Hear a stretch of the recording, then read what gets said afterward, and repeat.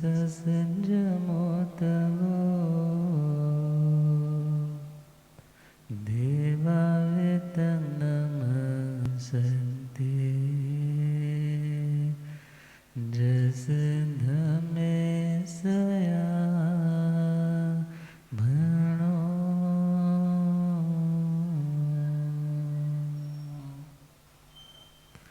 श्री महावीर प्रभु को मेरी वंदना। श्री महावीर प्रभु को वंदना वंदना वंदना वंदना वंदना वंदना वंदना। मुझको तारो प्रभु तारे जो चंदना। मुझको तारो प्रभु तारे जो वंदना वंदना वंदना वंदना वंदना वंदना वंदना। अनंत अनंत शांति के निकेतन शासनपति श्रमण भगवान महावीर स्वामी के पावन चरणारविंदों में हार्दिक भावना वंदन नमन। मेरे अंधेरे जीवन को रोशनी प्रदान करने वाले परम उपकारी आगम ज्ञान के भंडार आगम व्याता आगम पुरुष जिन शास्त्ररत्न हिमाचल के श्री उपाध्याय भगवंत श्रद्धे गुरुदेव श्री जितेंद्र मुनि जी महाराजा के पावन चरण कमलों में हार्दिक भावना वंदन। पाठ पर विराजमान तपस्वरतन श्री प्रभु मुनि जी महाराजा के चरणों में वंदन। विराजमान प्रवचन प्रभाविका परम आदरणीय भगवती स्वरूपा महासाध्वी श्री सुनीता जी महाराजा, धर्म सभा में उपस्थित धर्मानुरागियों, सुशीलवती माताओं एवं बहनों, असीम पुण्यदे से भाग्योदय से आप सबको संतों का समागम और वितरागवाणी श्रवण करने का सुअवसर प्राप्त हो रहा।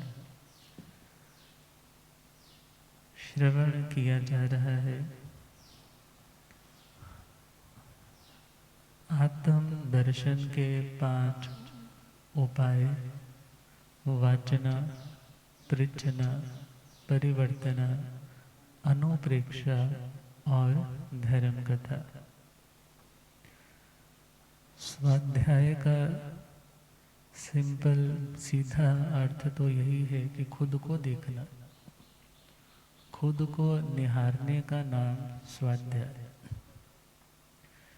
यदि खुद को निहारने का नाम ही स्वाध्याय है, फिर इतना पढ़ने की क्या जरूरत है? तो वहाँ उत्तर है कि जहाँ अंधकार बहुत हो वहाँ पर देखना तो अपनी ही आंखों से है, मगर प्रकाश की आवश्यकता है। तो इसी प्रकार खुद को जानने के लिए, खुद को निहारने के लिए आगमों के ज्ञान की रोशनी का होना परम आवश्यक है। यदि आपके हाथ में टॉर्च है और अंधकार भी बहुत है, आप चाहो तो आप अपने घर में खोई हुई वस्तु को भी देख सकते हो, और आप चाहो उसी लाइट से दूसरे के घरों में भी रोशनी डाल करके उन्हें भी देख सकते हो।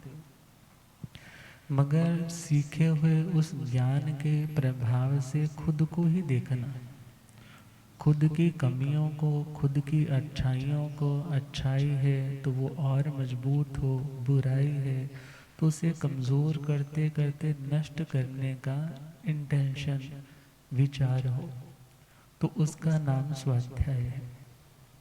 तो उस लेवल तक पहुंचने के लिए वाचना भी ज़रूरी है। मीन्स शास्त्र की बातें, आत्मा की बातें, नव तत्वों की बातें जहाँ सुनाई जा रही है, जहाँ पढ़ाई जा रही है वहाँ जाकर के सुनना भी ज़रूरी है। सुनेंगे, बहुत से कह देते हैं हमारा सुनते हैं, याद तो होता नहीं, समझ भी नहीं आता, सामने वाला बोलता जाता है, हम जस्ट सुनते जाते हैं। मगर मैं कई बार ये सोचता हूँ कि यदि हमें नहीं भी ना आता तो भी हमारा बहुत बड़ा फ़ायदा हो रहा है। किस चीज़ का फ़ायदा हो रहा है?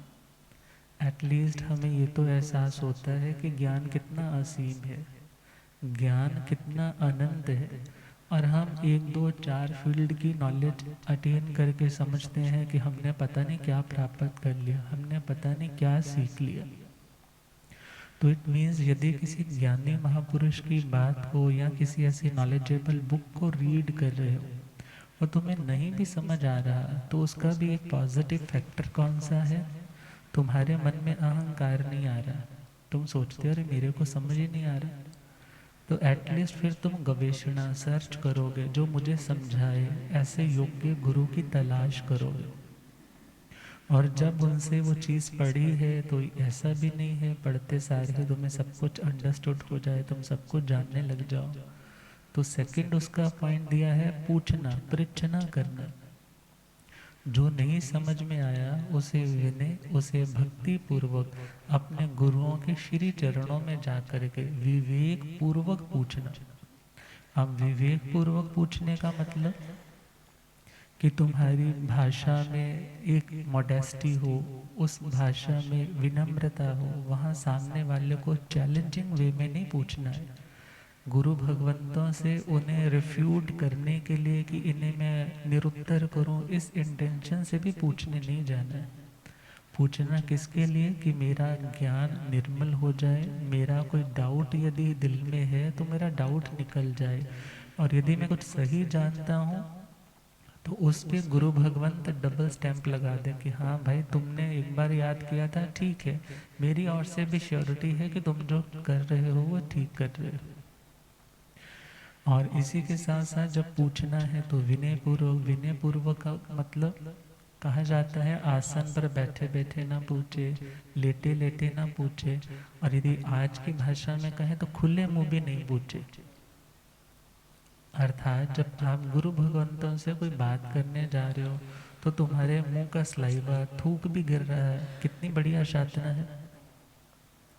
और इवन तुम विद रिस्पेक्ट बोलो, अपना हाथ रख लो, रुमाल रख करके बोलो, और विनय पूर्वक बोलोगे तो सामने वाले का भी मन करता है, देखो कितनी शालीनता से पूछ रहा है, अपना काम रोक करके वो कहता है अच्छा पहले तुम्हारी बात का उत्तर दे दो।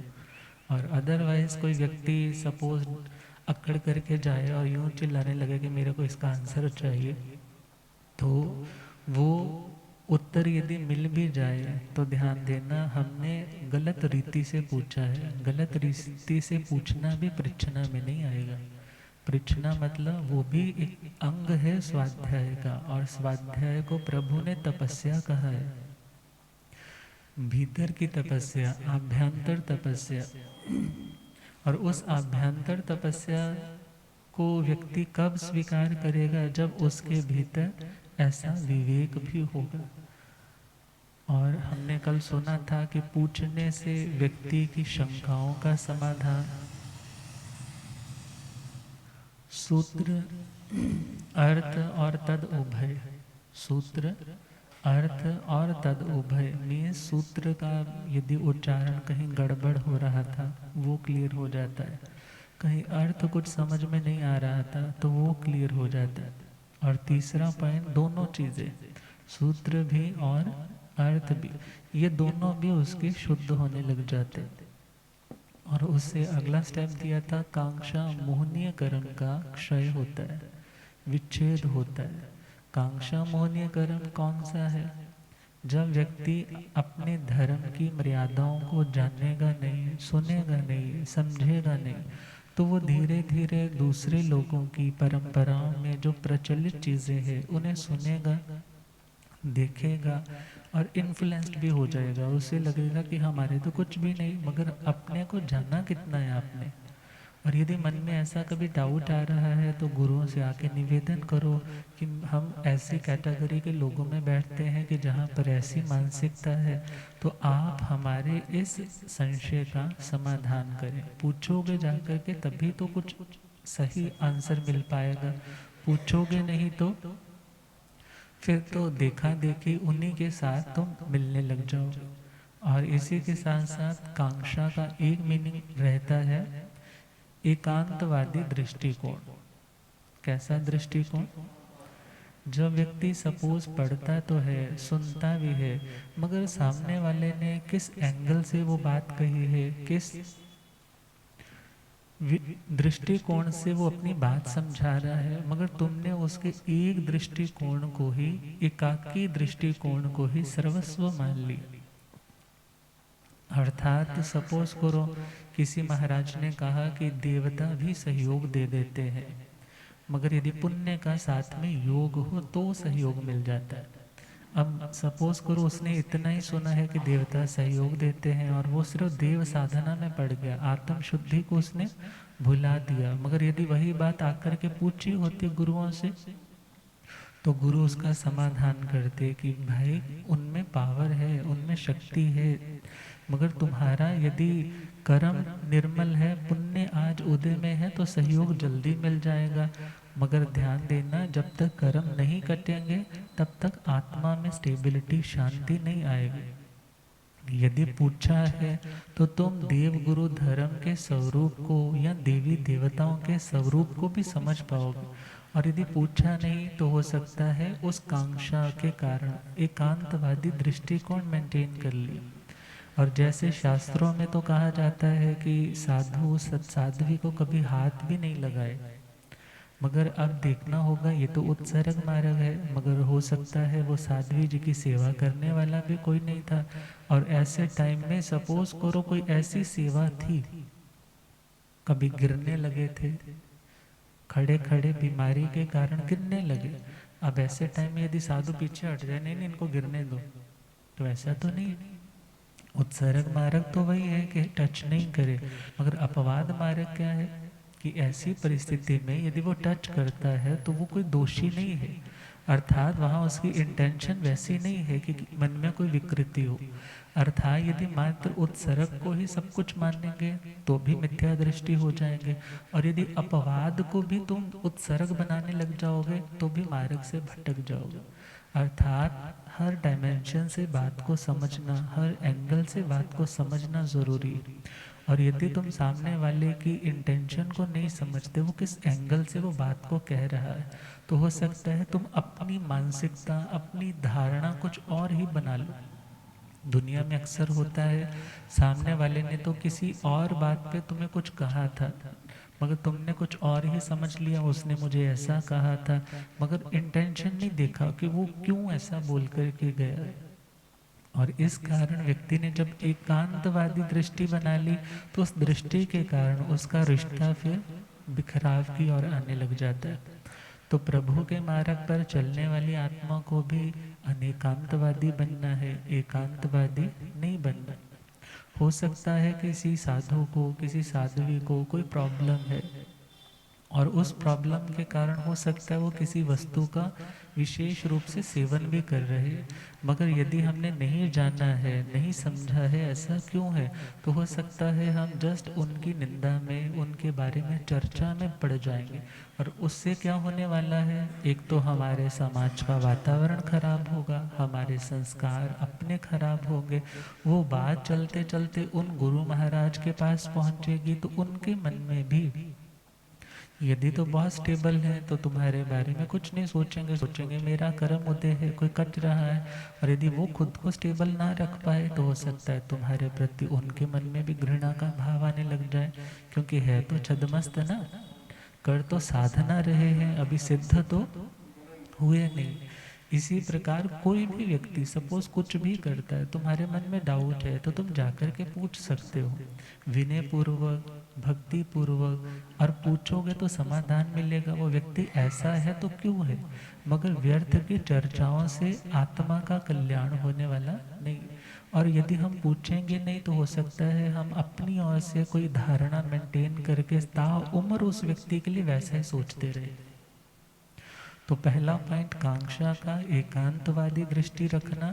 दूसरा कांक्षा का मतलब है इस लोक और पर लोक के सुखों की आकांक्षा करना, इच्छा, डिजायर रखना कि मुझे अपनी साधना के बदले यह मिले। मगर यदि आपने गुरुओं के पास आकर के अपने प्रश्न रखे हैं तो आपको उनका समाधान मिल जाएगा। अब हम अगले पॉइंट पे आ रहे हैं। अगला 21वां स्टेप जिसे प्रभु ने सम्यक पराक्रम कहा है, हमें अगला पराक्रम किसमें करना, परिवर्तन। किसमें करना, परिवर्तन। परिवर्तना जिसे पर्यटना में बोल देते हैं।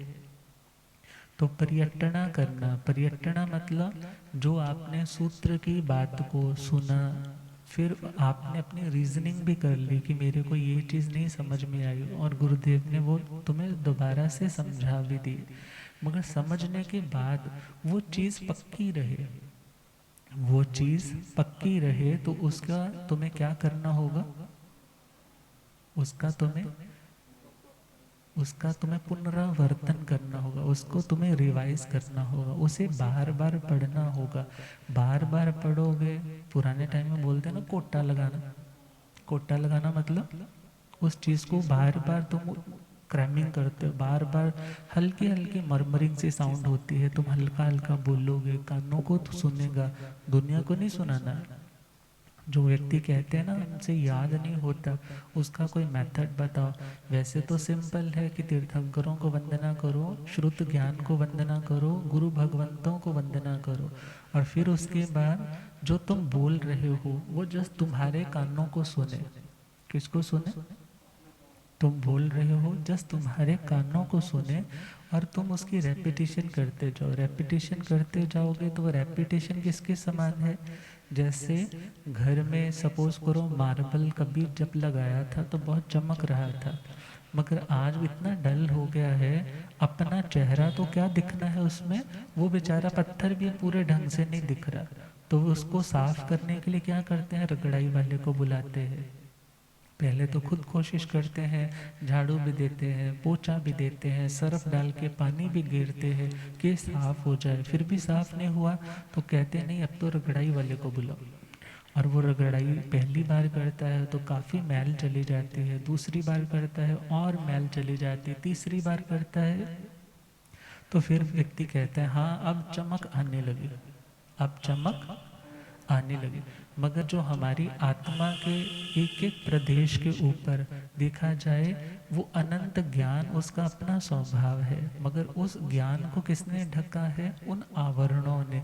अब उन आवरणों को क्लीन करने के लिए, आवरण मतलब मैल को, उस मैल को सही करने के लिए, उसको उतारने के लिए क्या करनी पड़ेगी, बार बार परिवर्तना। बार बार पढ़ोगे, और आपने कई बार देखा होगा एक छोटा सा बच्चा अभी 2-3 साल का है, वो तो भक्तांबर भी बहुत अच्छा बोलने लग पड़ा। हाँ उसकी प्रोनाउंसिएशन बहुत अच्छी है। एक व्यक्ति है कि उसको 60 साल की उम्र होगी मगर अभी भी वो हिचकिचाता है, नहीं मेरे से नहीं होगा। मीन्स योग्यताएं दो तरह की रहती है, एक अर्जित योग्यता, एक नैसर्गिक योग्यता। अर्जित का मतलब जिसे आप मेहनत से क्या करते हो, अर्न करते हो, उसको तुम बढ़ा रहे हो, इन्वेस्ट कर रहे हो, वो अर्जित है। मगर नैसर्गिक का मतलब जो स्वाभाविक है, बाय नेचर है, इनेट क्वालिटी है, जिसको हम जन्मजात बोल देते हैं। किसी के पास इतनी बौद्धिक विलक्षणता, इतनी बौद्धिक कैपेसिटी रहती है कि वो हर चीज़ को बड़ी जल्दी से याद कर लेता है, तो उसका रीज़न किसी का पूर्व जन्म का अभ्यास ज़्यादा है, और उस अभ्यास के कारण इस जन्म में भी उसे उन चीज़ों को याद करने में ज़्यादा मुश्किल नहीं आती। तो खैर हम प्रभु के चरणों में पहुंचे और प्रभु से पूछा, परियट्टणायणं भन्ते जीवे किम जणे, कि हे प्रभु, जो आत्मा परिवर्तना करता है उसे क्या मिलता है, उसे क्या प्रॉफिट होता है, उसकी आत्मा के अंदर ऐसा कौन सा गुण पैदा होता है जिस गुण के सहारे वो अपने अवगुणों को दूर कर पाता है। तो परिवर्तना का मतलब रिवाइज करना मतलब सूत्र को भी रिवाइज करना, मूल पाठ को दोहराना, बार बार उसका उच्चारण करना, और जो अर्थ है अर्थ भी मेरे दिमाग में उसके प्रिंट्स छप जाएं, उसके लिए उसको भी बार बार रीड करना। उससे क्या होगा, फिर सपोज तुम अंधेरे में बैठे हो, बिना किताब के भी बैठे हो, तो तुम्हें वो चीज़ें रिकॉल करने में ज़्यादा वक्त नहीं लगेगा। तुम अपना समय उनको रिवाइज करते हुए बड़ा आसानी से निकाल पाओगे। और जो व्यक्ति सपोज भूखा भी नहीं रह सकता, वो परिवर्तना भी कर रहा है, तो प्रभु की जिन वाणी के अकॉर्डिंग देखे तो वो तपस्या कर रहा है। जो तपस्या कर रहा है वो व्यक्ति निर्जरा कर रहा है। इसलिए कहा परिवर्तना भी महालाभ देने वाली है। तो परिवर्तना एक मीनिंग हुआ रिवाइज करना, प्राकृत में जाए। तो प्राकृत में शब्द क्या आता है, पर्यटनाय। क्या शब्द आया, पर्यटनाय मीन्स पर्यटना। तो आप इसको बड़ा इजीली समझ जाओगे अब सारे कि पर्यटना क्या होता है। आप लोगों ने कितने ऐसे स्थल देखे होंगे जिनको कहते हैं पर्यटन स्थल। कौन सा स्थल, पर्यटन स्थल कौन से होते हैं, जहाँ लोग घूमने के लिए आते हैं, जहाँ लोग घूमने के लिए आते हैं। अब घूमने के लिए आते हैं, सपोज करो आप जिस जगह पे बार बार पर्यटन करते हैं, परि उपसर्ग है और अट सातत्य गम्य धातु है, मीन्स चलना। अब जहाँ पर आप रोज आते जाते हैं, सपोज करो आप दुकान से घर आते हैं, घर से दुकान जाते हैं, और आपको पता है कि इतने बजे इस चौक पे ये रेहड़ी वाला आ जाता है, इतने बजे यहाँ लाइट्स स्ट्रीट लाइट जलने लग जाती है, इतने बजे ये दुकान बंद हो जाती है। मीन्स जब बार बार तुम एक रूट से गुजरते हो तो तुम्हें वो रास्ता सारा स्कैन होने लग जाता है। तुम उस सारे रास्ते को अपनी मेमोरी की बुक में पूरी तरह से उसे रिस्टोर करने लग जाते हो। फिर तुम्हें ज़्यादा सोचना नहीं पड़ता कि इस टाइम क्या हुआ, तुम्हें ऑटोमेटिकली पता होता है कि अच्छा अब गड्ढा आएगा। स्कूटर चला रहे हो ना, तो अभी पता होता है कि अब आगे गड्ढा आने वाला है। अर्थात जहाँ बार बार आओगे जाओगे तो वो रास्ता तुम्हें याद हो जाएगा।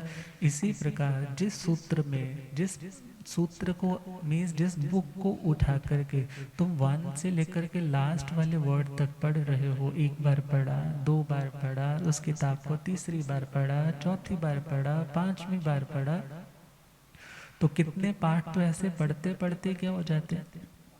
तुम खुद ही सोचो, जिन स्तुतियों को, स्तोत्रों को या मूल पाठों को तुम हर रोज रिवाइज करते हो, तो उसमें क्या होता है, तुम पढ़ रहे हो ना, सपोज वहाँ बाहर किसी ने दरवाज़ा खटखटाया, तुम्हारी उंगली यूँ चलती रहती है और दिमाग में वो शब्द चलते रहते हैं। क्यों चलते रहते हैं, क्योंकि वो चीज़ें छप चुकी है। और फिर दोबारा से तुम देखते हो, हाँ मैंने ठीक ही पढ़ा है। अर्थात वो चीज़ें धीरे धीरे याद कैसे हो जाते हैं, अभ्यास से। किसके माध्यम से, अभ्यास। बार बार जिस चीज़ को तुम पढ़ रहे हो, बार बार तुम उसे रिवाइज कर रहे हो, बार बार तुम शास्त्र की गलियों में जाकर के पर्यटन कर रहे हो, तो तुम्हें वो रास्ते भी पता लग जाएंगे, तुम्हें वो रास्ता पहचाना हुआ लगेगा, और तुम्हें लगेगा अच्छा यहाँ पे एक बड़ा सा शब्द आता है, यहाँ पे छोटे छोटे शब्द है, यहाँ समास शैली में है। अर्थात जब बार बार रिवाइज करोगे तो तुम्हें वो सारी की सारी चीज़ें क्या होने लग जाएंगी, याद होने लग जाएंगे। और उसका नाम है पर्यटना। पर्यटना मीन्स बार बार उसी चीज़ों में घूमना। हाँ, कहते हैं ना दिमाग में तो मेरे महाराज जी रात को भी 25 बोल चलता रहता है। वो चलता रहता है मतलब रिवीजन में आता रहता है, बार बार रिवाइज करते हो, फिर एकदम अटक जाते हो, अच्छा इसके बाद अगला बोल कौन सा था, या इस पार्ट के बाद अगली लाइन कौन सी थी। फिर कहते हैं महाराज नींद नहीं आई, मैं उठ करके दोबारा उठ गया और मैंने किताब उठाई, देखा, और फिर देखा हाँ ये ठीक है, फिर आगे फ्लो बनने लग पड़ा। तो ये किसका प्रभाव है, परियट्टना। और जब बार बार की परिवर्तना होगी तो फिर बिना किसी सहारे के भी तुम उसे रिकॉल कर सकोगे। तभी तो एक पुरानी कहावत होती थी कि पैसा गांठ में और ज्ञान कंठ में। अर्थात ज्ञान आपका कब बनेगा, जब वो ज्ञान तुम्हारे जिह्वाग्र पे है। मीन्स कोई कभी कुछ भी पूछ ले तो तुम उसे बताने में वही समर्थ हो। और पैसा तुम्हारा कौन सा है, बैंक में पड़ा हुआ नहीं। रास्ते में कुछ हो गया तो तुम्हें पैसा कहाँ से देना है, जो तुम्हारी जेब में उसी टाइम है, कि तुम उसी टाइम उसको दे सको। तो उस ज्ञान तक पहुंचने के लिए परिवर्तना जरूरी है। क्या जरूरी है, परिवर्तना जरूरी। और एक कहावत चलती थी पुराने जमाने में कि पान सड़े घोड़ा अड़े, पान सड़े घोड़ा अड़े, पड़या विसर जाए, पड़या विसर जाए, तवे पर रोटी जले, कहो चेला क्या न्याय। मीन्स पान क्यों सड़ा, तो शिष्य ने सब चीजों को सुना और क्या आंसर दिया, फेरा नहीं। क्या आंसर दिया, फेरा नहीं, मतलब उसको चेंज नहीं ना किया। अब पान क्यों सड़ता, यदि ऐसे पड़ा रहने दो ना पानी में तो धीरे धीरे वो क्या हो जाएगा। आपने बहुत बार पनवाड़ी पे देखा होगा, वो पत्ते उठाते उठाते ऐसे चेंज करता रहता है। और इसी के साथ साथ घोड़ा कहते अड़ने क्यों लग जाता है एक जगह पे, बस मैं नहीं आगे बढ़ूंगा। तो उसका रीजन, उसको भी फिराया नहीं, घुमाया नहीं, घुमाओगे नहीं, एक जगह बांध करके रखा है तो बार बार वो उसमें अड़ियल प्रवृत्ति आने लग जाएगी। और अगला पॉइंट दिया कि यदि पढ़ा हुआ भूलने लग जाता है तो उसका रीज़न क्या है, बोले जी फेरा नहीं, रिवाइज नहीं किया, उसको दोहराया नहीं। फिर चौथी बात कही, तवे पर रोटी डाली थी वो सड़ क्यों गई, उसको पलटाने। अर्थात परिपक्वता के लिए उसको यदि हम पकाना चाहते हैं तो हमें उसको फेरना होगा। इसी प्रकार उस ज्ञान को परिपक्व करना चाहते हैं तो उस ज्ञान की परिपक्वता के लिए हमें दोहराना होगा, हमें उसे रिवाइज करना होगा, उसको मंद मंद उच्चारण के साथ उसे हमें गुनगुनाना होगा। और जब उस गुनगुनाने में किसी को रस आ गया, जरूरी नहीं कि भजन गाने वाला ही गुनगुनाता है। आप गद्य पाठ को भी जब बोलते हो ना, जब हल्की हल्की साउंड से उसको याद करते हो तो उसमें अपना संगीत बनने लग जाता है। अर्थात जो वो परिवर्तना करता है। प्रभु कहते हैं परिअट्टणायनं वंजनाय जणयई, वंजन लब्धिं च उपायई। अर्थात उस परिवर्तना से, बार बार की रिवीजन से प्रभु कहते हैं व्यंजनों को वो जन्म देता है। व्यंजन का मतलब, व्यंजन का मतलब वैसे तो शब्द को बोलते हैं व्यंजन। यदि संस्कृत ग्रामर में जाएं तो शुद्ध व्यंजन देखा जाए जो स्वर से रहित है। जैसे सपोज हमने स शब्द बोला तो स में अ भी है और आधा सा भी है। जो अ है उसमें जो वोवल है उसके अंदर वो तो क्या है, वो स्वर है। जो शुद्ध व्यंजन है वो आधा सा है। मगर यदि हम आगे चले तो वो शब्द अक्षर से फिर वो सुबंत बना, फिर वो तिगंत बना, और सुबंत और तिगंत का एक पद बना। तो हम सिंपल समझे, जब बार बार हम पढ़ेंगे तो हमें शब्द भी समझ आएगा और शब्द का जो अर्थ है, शब्द का जो अर्थ है वो भी क्लियर होने लग जाएगा। अर्थात व्यज्यते अर्था अनेन इति व्यंजनम, जिसके द्वारा अर्थ की अभिव्यक्ति होने लगे, जिसके द्वारा अर्थ की अभिव्यक्ति होने लगे उसको कहा है व्यंजन। और परिवर्तना से वो व्यक्ति ऐसी लब्धि का, ऐसी योग्यता का धारक बन जाता है कि फिर उसके सामने सपोज अल्फाबेट तो उतने ही है, अल्फाबेट तो उतने ही है, मगर उन्हीं अल्फाबेट्स को, अर्थात उन्हीं अल्फाबेट से बने हुए अलग अलग शब्दों को भी समझने लग जाता है।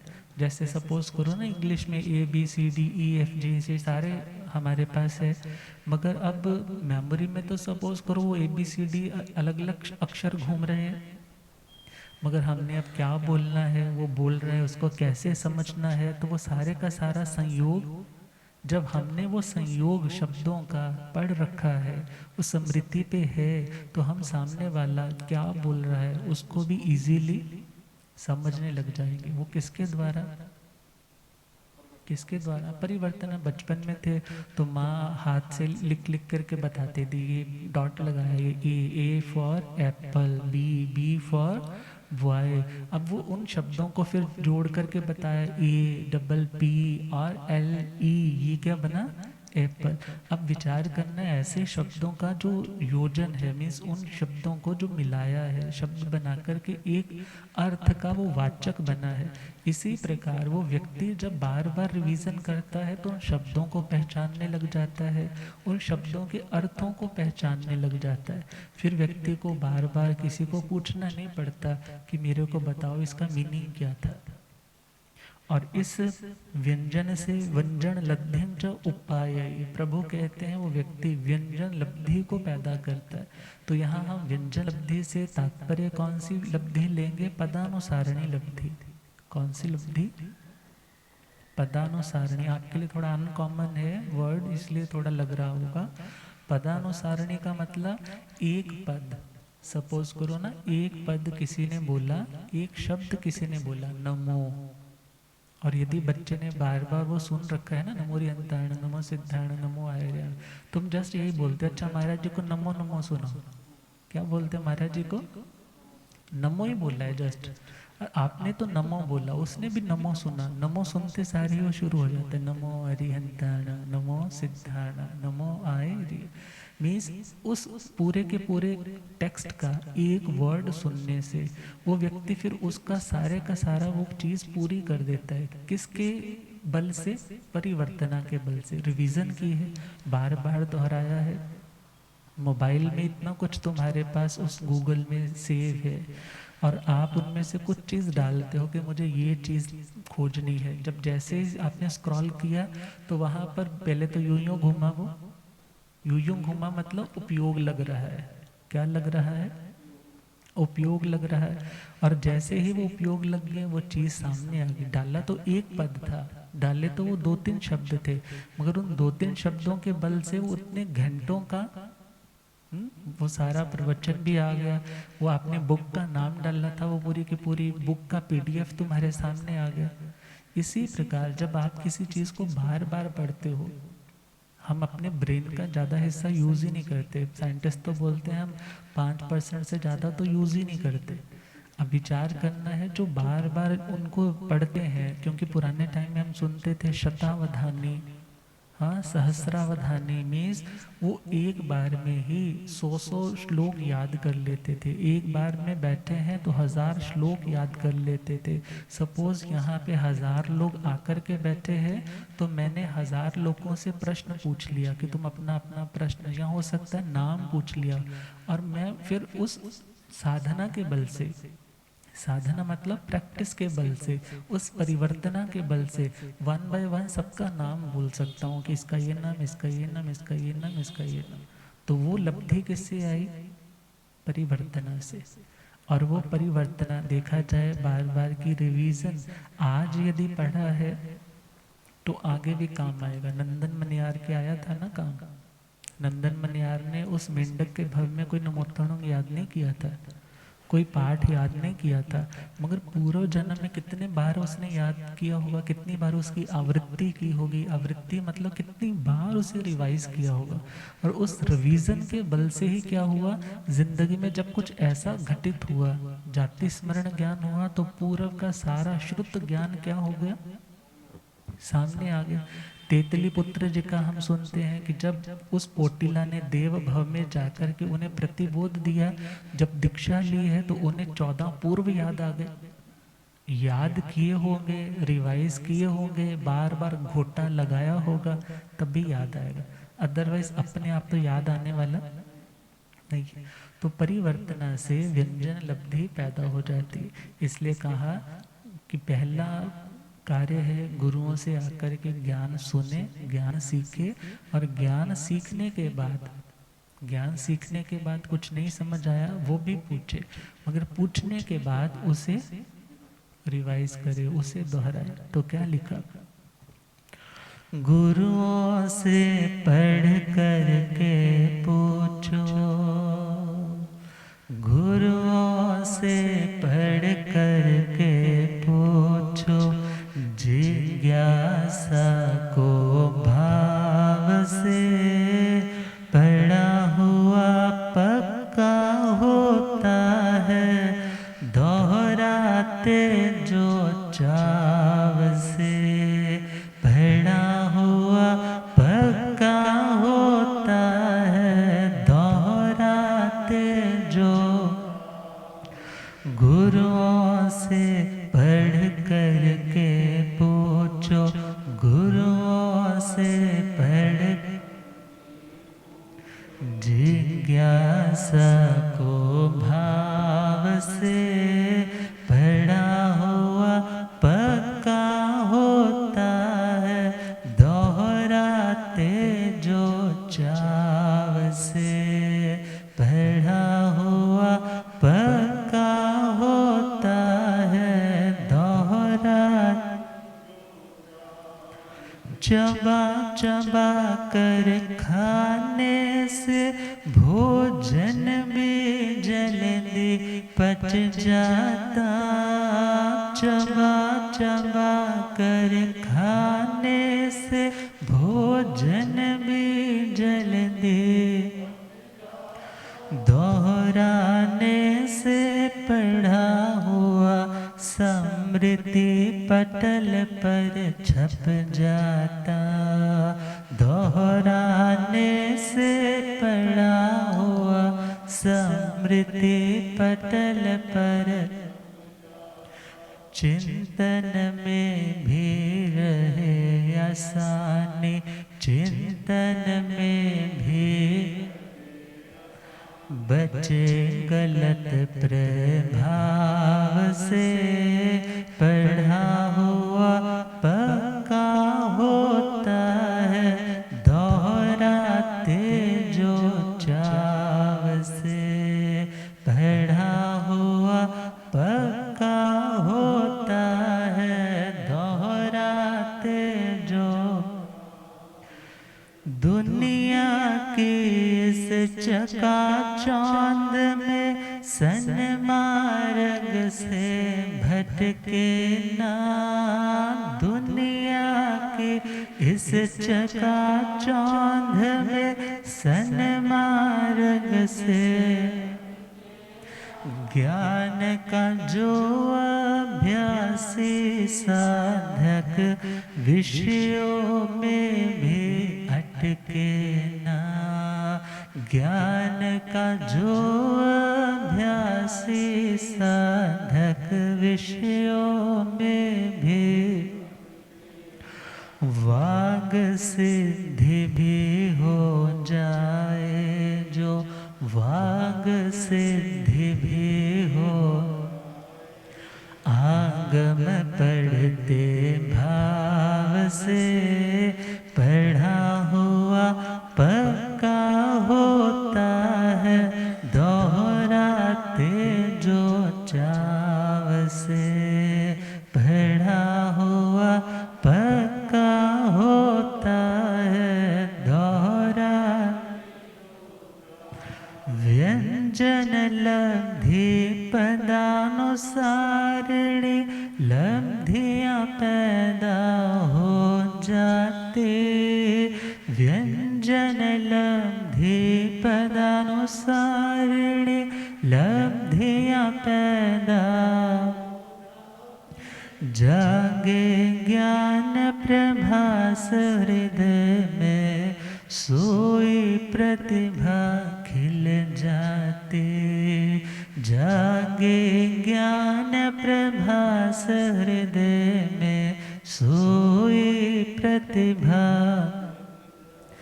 ज्ञान क्रिया के संगम से फिर ज्ञान क्रिया के संगम जुड़ जाए स्वभाव से पढ़ा हुआ पक्का होता है, दोहराते जो पढ़ा हुआ पक्का होता है, दोहराते जो गुरुओं से पढ़ कर के पूछो, गुरुओं से पढ़कर जिज्ञासा को भाव से पढ़ा हुआ पक्का होता है, दोहराते जो चाव से पढ़ा हुआ पक्का होता है, दोहरा। आचार्य भगवंत परम पूज्य श्री सोहन लाल जी महाराज साहब वो प्रतिदिन 2000 गाथाएं पढ़ते थे। और हमारे पूज्य जैन धर्म दिवाकर श्री आत्माराम जी महाराज साहब गुरुदेव पधारे। हो रब मेरा सतगुरु बन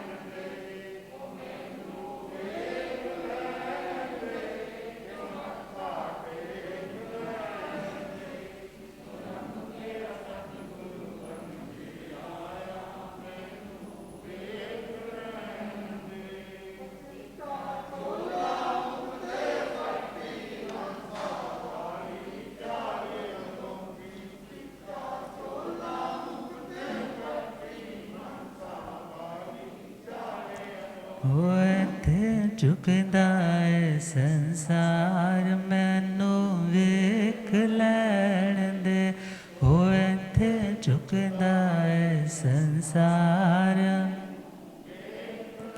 हो रब मेरा सतगुरु बन के आया।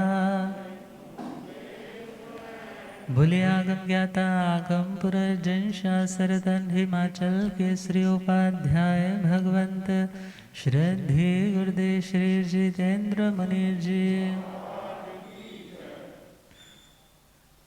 तो आचार्य भगवंत श्री आत्माराम जी महाराज उनकी परिवर्तना अनुप्रेक्षा पूर्वक तो होती है, वाचना भी अनुप्रेक्षा पूर्वक, परीक्षना भी ध्यान से और रिवीजन भी ध्यान से, मगर अनुप्रेक्षा कुछ ज़्यादा खास है, उसके ऊपर हम कल बात करेंगे। क्योंकि धर्म कथा में भी अनुप्रेक्षा लगती है, मगर पूज्य आचार्य भगवान श्री आत्माराम जी महाराज साहब जब रिवीजन करते थे तो उनकी रिवीजन इतनी ज़्यादा थी कि एक एक आगम को उन्होंने कई बार पढ़ा हुआ था।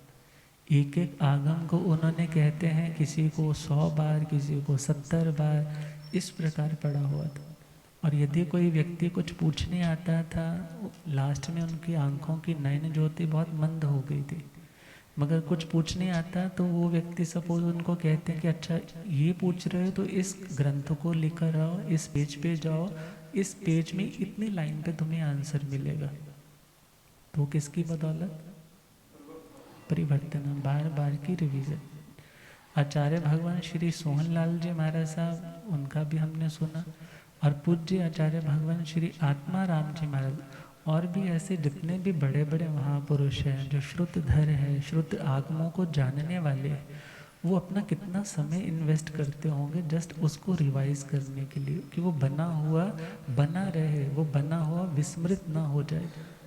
और पूज्य गुरुदेव जब निरंतर एकांतर चलते थे तो उन एकांतरों में तेले तप की आराधना करते। गुरुदेव कहा करते हैं कभी मन में आता था कि चलो इस बार तेले में कोई साधना कर लेते, मगर जैसे ही तेला शुरू होने लगता तो मन के भाव बदल जाते। मन कहता कि नहीं, मैंने तो निर्जरा के लिए करना है, किसी और प्रयोजन के लिए तप नहीं करना।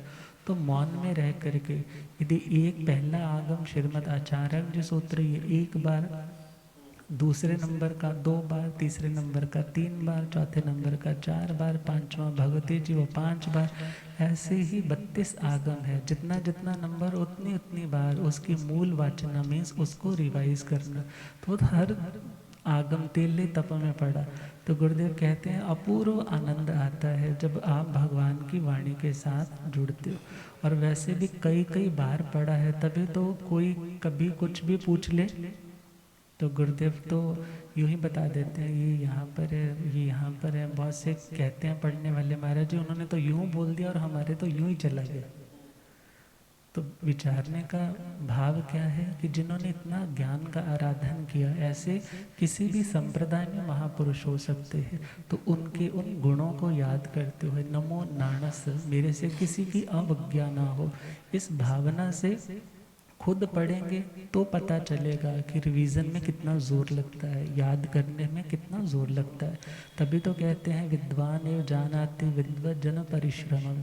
एक विद्वान व्यक्ति, एक स्कॉलर व्यक्ति ही जानता है कि स्कॉलर बनने में कितनी मेहनत लगती है, और जब करोगे तो उनके प्रति आदर का भाव भी आएगा, हमारा ज्ञानावरणीय कर्म भी दूर होगा, हम भी केवल ज्ञान के उस लेवल तक, शिखरों तक पहुँच पाएंगे। अदरवाइज अनभ्यासे विषम विद्या, पढ़ा बहुत, अभ्यास नहीं किया तो वो सीखा हुआ भी, जैसे कहते हैं ना, कोई व्यक्ति पूछ ले फिर जहर जैसा लगेगा, इसने पूछ क्यों लिया, क्योंकि आता ही नहीं है, वो याद ही नहीं आ रहा, या वो सीखा हुआ ज्ञान उसके लिए विष जैसा होने लग जाता है, बोझ सा होने लग जाता है, याद बहुत किया था अब रिवाइज नहीं किया जा रहा। तो प्रभु ने कहा उसकी परिवर्तना करेंगे, तो तपस्या करेंगे, तपस्या निर्जरा का हेतु है और निर्जरा मुक्ति का हेतु। हम गुरुदेव कृपा करें। ओम शांति।